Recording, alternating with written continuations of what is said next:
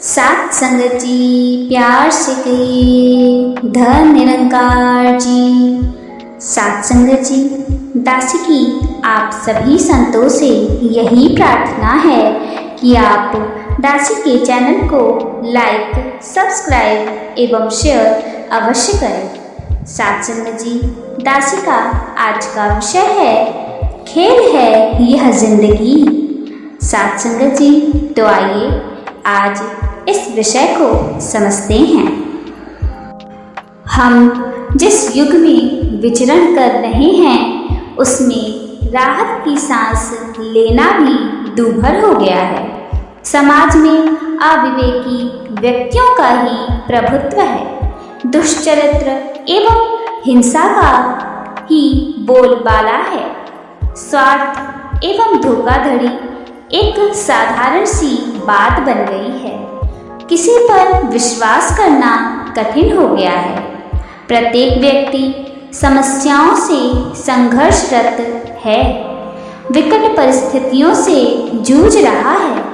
यह संसार मनुष्य के युद्ध का मैदान बन गया है। आदमी की आयु समस्याओं को सुलझाने और प्रतिकूल परिस्थितियों से टकराने में बीत जाती है।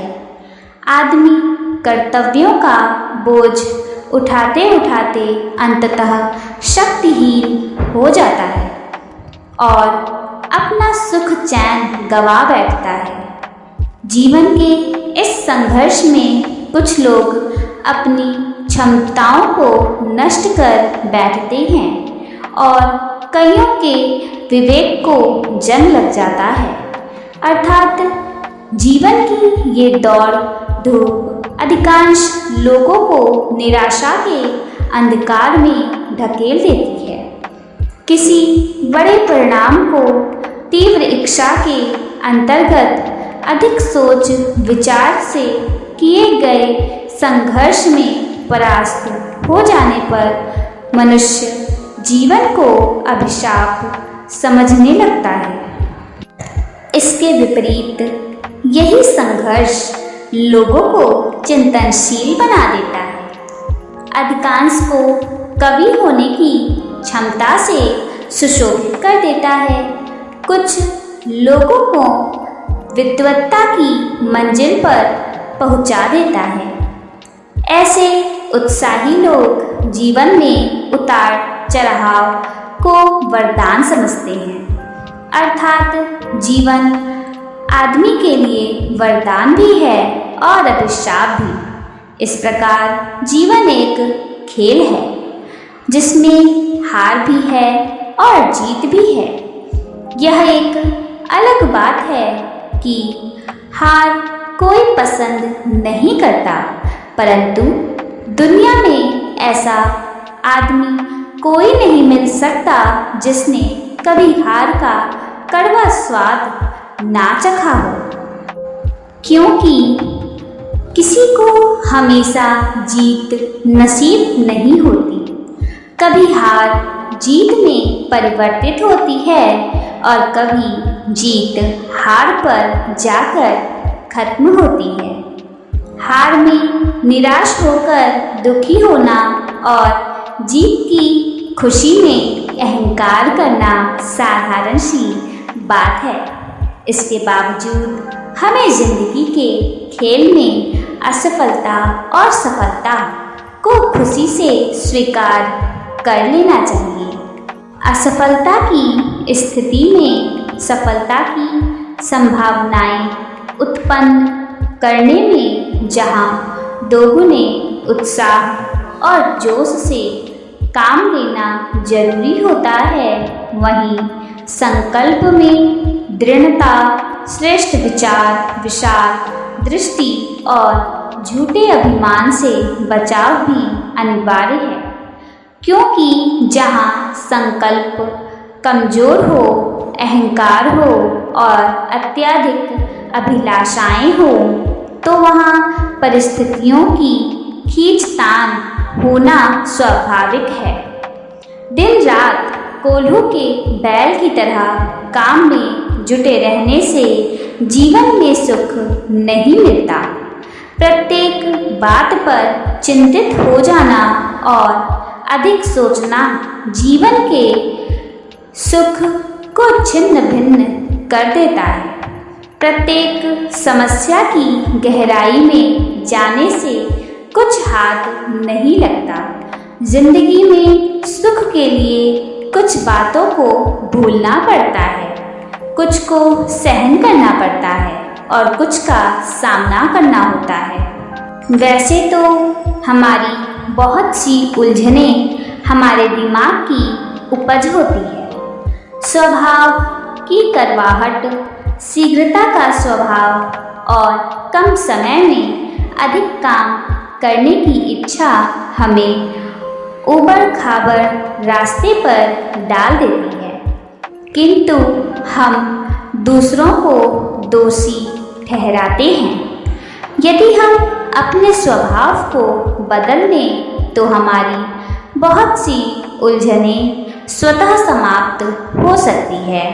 अर्थात हम स्वभाव की करवाहट, संकुचित दृष्टि और निम्न विचारों से ऊपर उठकर महानता के पथ पर चल सकते हैं। वास्तव में सुख और दुख हमारी आंतरिक मनोस्थिति से जुड़े होते हैं। अर्थात जैसे हमारे विचार होते हैं वैसे हमारे सुख होते हैं। इस प्रकार सांसारिक आकर्षण हमें स्वार्थ एवं अहंकार की भावनाओं में लिप्त कर देता है और हम जीवन के खेल को खेल कल्पित नहीं कर पाते।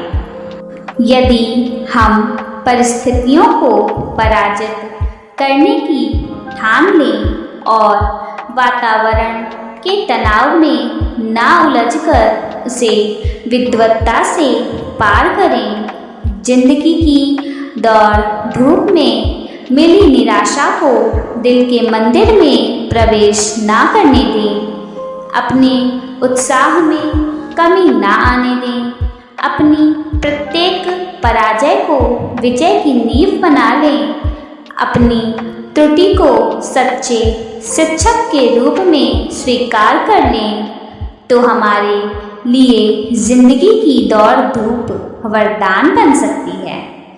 हमारी जिंदगी का हर कदम संतोषपरक हो सकता है। हम अपनी जिंदगी की यात्रा को सुगमता से तय कर सकते हैं। हमारी जिंदगी में उत्तम गुणों के फूल खिल सकते हैं। जीवन हमारे लिए एक अमूल्य निधि सिद्ध हो सकता है और हम जीवन के इस खेल को हंसते हंसते खेल सकते हैं। साथ संगत जी, हमें सतगुरु माता जी भी बार बार यही समझा रही हैं कि हमें अपना जीवन तनाव रहित होकर जीना चाहिए। किसी के सुख को देखकर उससे जलन, ईर्ष्या नहीं करनी चाहिए।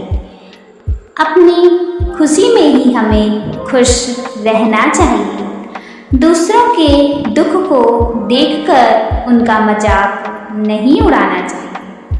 साथ संगत जी, यदि हम इन सभी गुणों को अपने जीवन में उतार लेंगे तो हमारा जीवन भी बहुत ही सुगमतापूर्वक बीतेगा और हमें किसी भी तरह के तनाव से ग्रसित नहीं होना होगा।